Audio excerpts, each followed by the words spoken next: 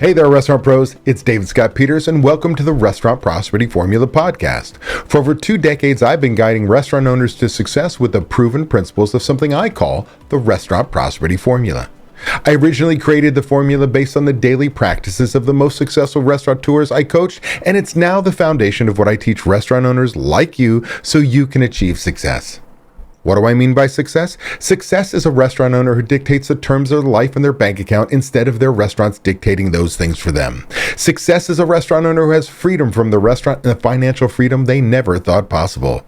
How you define success is up to you, but I do know the way to achieving it is using the Restaurant Prosperity Formula. This season, I'm diving even deeper into the core elements of the formula: leadership, systems, training, accountability, and taking action. Along with my insights, you'll hear from special guests, industry experts, and inspiring success stories from fellow restaurant owners who've turned their businesses around and found their definition of success. In this episode, number 129, we're digging into one of the most overlooked drivers of profitability, loyalty, and retention: promoting staff well-being. Let's get started, but first, a word from our sponsor. Look, if you run an independent restaurant and you're still tossing money at random social media posts hoping something sticks, stop. My friend Matt Plapp and his team at America's Best Restaurants have cracked the code. Their programs don't just get you likes, they drive actual sales. Whether you need new customers, want to win back lost ones, or just get your regulars to spend more, ABR's got a proven system for it. No fluff, just butts and seats. If you're ready to stop guessing and start growing, book a meeting now at business.americasbestrestaurants.com. No BS, just results. Picture this. It's a slam Friday night. The kitchen's running at full speed, and instead of barking orders or dodging drama, your team is smiling, communicating, and running like a well-oiled machine. Not because the stars magically aligned, but because your staff is rested, respected, and supported. That's what we're after today. We're moving away from that outdated suck-it-up mindset that's poisoned our industry for decades and stepping into a new leadership mode: support and grow. That mindset shift isn't just good for your people. It's rocket fuel for your bottom line. Let's get real. This isn't about being nice for the sake of nice. This is about results. According to Cornell University's Center for Hospitality Research, it costs around $5,864 to replace a single hourly employee. That's one dishwasher, one line cook. Now, if that person is salaried, a salaried manager, the National Restaurant Association reports the replacement costs can climb up to $21,000. That's not just a hit, it's a gut punch to your labor budget. Think about how often you've lost someone great. Not because they weren't capable, but because, well, they were worn down. They were exhausted, unrecognized, running on fumes. And every time that happens, you're not just losing a body, you're losing momentum, morale, and often a chunk of your customer experience. But here's the thing. When your team is thriving, those numbers flip. You don't bleed cash hiring and retraining. Your labor costs stabilize. Morale goes up. Guests feel it, and the whole business performs better. I've seen it with restaurants, the restaurants that I've coached. You give your team what they need to thrive, and they'll give you consistency, excellence, and loyalty. Let's talk about how we actually do this. First up, mental health and burnout. Look, restaurant work is intense. Long hours, physical labor, high pressure. The stress builds fast. You need to be proactive. One simple thing you can do: a daily pre-shift mood check. One word, one feeling. Give your team 10 seconds to be human. That tiny moment of acknowledgement makes a huge impact. And let's stop glorifying the 80-hour grind. Nobody should be pushing those hours regularly. You're not proving anything except that you're on the road to burnout. Cap weekly schedules to 50, maybe 55 hours unless, well, there's a true emergency or it's seasonal. Set boundaries, and your team will thank you by sticking around. And that's huge. I've got to shout out one of my coaching members, Ashley Powell and Heather Schmidt. They're building a system that gives team members shout outs for doing great work and rewards them with raises as they get certified in new areas. That's not fluff. That's structure with purpose. You want people to stay? Show them they're on a path. Now look, it's easy to be overwhelmed. It's much more of a challenge to engage your team, right? The buzzword anymore is making sure your team feels acknowledged. I've talked about it on my podcast. I've talked about it on my YouTube channel. I talk about it in coaching and my seminars. It's time that we put ourselves in a position to become an employer of choice, because that takes us from being overwhelmed to having a team that's engaged with structure in place. See, with systems in place, with management on the floor, with great training, with supervision, with a path towards growth, with everybody understanding your why, with, well, competitive pay. You don't have to be at the top. You have to be competitive. With a great work culture, things smooth out. That's how you go from being a prisoner to your business to having freedom, because your team knows what their job is, how to do it, how well it should be done, more importantly, by when. And when they know that, they're more likely going to stick around because it's a place they like to work. But let's talk about work-life balance. That's an important thing in our industry, because it doesn't matter whether you're a line employee or your manager. It's so easy for us to donate our lives to the business. This one gets ignored way too often. Like if you're posting a schedule a day before the week starts, right? If you're Monday start and you post Sunday night, you're not running a restaurant, you're running chaos.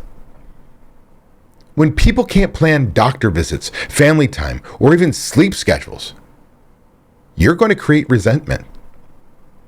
See, you need to do things like publish your schedules at least 4 days out. Do that and you'll see less stress and fewer call-outs. Why? Because you show your team you care. You show that they can have time to do the things they need to do. They can figure out if they got that day off request or not, that shift they requested or not, with advance notice. Because with advance notice, they can plan. If you're posting the day before, you're showing them you don't care. And that's how you start to develop turnover. And when it comes time to time off, create a real system. Not just let me know kind of system, writing it down on a cocktail napkin or a piece of receipt printer paper. Like, no, have a real system. See, when you have a system of just let me know, that's a recipe for favoritism and frustration. So create a request off form. Better yet, use online software. Set clear deadlines. Honor it. Fairness reduces friction. Look, I say it all the time. I'd rather be short-staffed than have the wrong people on my team. And I know some people hear that and think, I'm nuts. They might say, but David, what if I don't have enough people? Here's the deal. Hiring warm bodies just to cover a shift isn't solving your problem. It's compounding it. Let me give you an example, a real example. One of my members, Carolyn Anderson, had 2 of her strongest team members request time off midweek. Like 2 of them. And instead of panicking or saying no to them, she let them have the time off. She didn't panic again. She didn't scramble to fill the holes with anybody who could just, hold a spatula. She stuck with the systems. Why? Because she'd done the work. She trained her team, cross-trained them, built up a bench. She had a plan. And you know what happened? Nothing. The place didn't crash. Tickets, well, they went out. Guests were happy. The team ran the shift like pros. That's not luck. That's not magic. That's systems. That's leadership. It's so tempting in this industry to throw a body at a problem. But the wrong hire, someone with a bad attitude, poor work ethic, or no accountability, they can wreck your culture faster. You can say 86 that's special. Running short-staffed is uncomfortable. I get it. As I sit in my office and I record this right now, I don't have 40, 60, 80, 100 plus employees. I'm not worried about today's dinner rush. But I've been in your shoes and I've lived it. And I would rather run short-staffed than have the wrong people on my team. And I get it. It's uncomfortable. You may actually have to step into the business and do something extra after you've listened to me and you got a life. But it's short-term pain. See, if you trained your team, documented your systems, and built a culture of responsibility, you can ride it out without sacrificing service or morale. And most importantly, you avoid long-term damage of keeping the wrong person just because you were scared of the schedule. Because remember, where there's smoke, there's fire. We often keep the wrong people way too long. We often bring in the wrong people just to cover that shift. And it's that one person that creates those Yelp reviews. You know the ones that you go, that's not my business. But it is. It's just the one employee. That's all it takes to tell thousands that you suck. The one employee that doesn't have the work ethic, that doesn't have customer service skills, doesn't align with your core values. It's that damn important to have the whole team on board and be the right people, trained and ready to go. Now let's go deeper into culture and the psychology of being safe, right? The psychology of really being safe. Culture isn't a mission statement. It's what happens when no one's looking. It's how your team talks to each other when the expo line is backed up. It's whether they feel safe enough to say, hey, that's not right, without fear of retaliation. One powerful practice I teach is the post, right? Not pre, the post-shift huddle. And this is for the incredibly busy or difficult times. It's short, it's structured, and it's honest. And I kind of like the rose, thorn, bud method. What went well, what was tough, and what has potential. This not only helps your team vent and celebrate, it helps you spot patterns before they become problems. So when you have that incredibly tough shift, whether you did a great job or a bad job, you pull the team together and go through the process. What did we do well? Where did we fall down? What should we be thinking about that has potential for us to become better? That way everybody is on the same team. We've got the information while it's hot, and we can make proactive decisions to move the business forward. Oh, by the way, your team is a part of it. They feel involved, a part of something bigger, not just a line employee or just a manager, but people who solve problems and are part of the business. Now, Jeff Fitter, one of my Mastery Plus members, rebuilt his restaurant's culture by taking this seriously. He held his team accountable, yes, but he also gave them a safe space to succeed. Expectations plus empathy equals real leadership. And take Deja Wakefield, one of my member mentors. When she was a member and stressed out, she realized her burnout was tied to diet, sleep, and lack of joy. This is the beginning of her journey into where she is now. Her answer? Cut sugar, prioritize sleep, schedule moments of peace, even if it was just to take a quiet walk before opening. That's the kind of leadership we need more of. Leaders modeling well-being. Now, it's really important that we understand that the new generation of employees that are, entering hospitality view mental health differently than we did. Especially those of you like me, old people. I'm an Xer, right? We didn't talk about mental health. We hid it. And in our industry, we dealt with it with debauchery, drugs, alcohol, working harder, eating, you name it, things that were not necessarily healthy because we weren't in a position where we could share. Well, ever since COVID, And the younger generation since have grown up in a world where mental health is okay to talk about. It's okay to get help. It's everywhere. And they view it, mental health, if you will, not as a luxury, but as a requirement for staying. This is why many of us old people, we sit there and go, oh, these people ghost us. They just disappear. Yeah, because their mental health is so important to them, they don't give a shit. They don't want to work for you anymore. You got bully managers, you work me to death, you load the stress because there's no training and I'm being barked at all the time. They don't want to be in our industry anymore if you're that kind of employer. So make mental health a priority. A safe space keeps people longer. Now let's bring it back to basics. How about physical safety? You might think this is common sense, but it's so often overlooked. Slip and fall injuries, overexertion, back strain, dull knives, worn out mats, it all adds up. And it's 100% preventable. Safety should be a part of your daily operations, not something you only talk about after an accident. Maybe you reimburse non-slip shoes, rotate stations so prep doesn't become carpal tunnel city. Replace broken gear, add a safety walkthrough to your manager's closing checklist. If you're not systemizing safety, you're gambling with your team's health and your P&L. And I can tell you, I've lived it. Back at Coyote Springs, we had one of our servers carrying a tray of clean glassware, taking it out to the bar, hit wet floor with a mat on it, and just lost it and blew out her knee.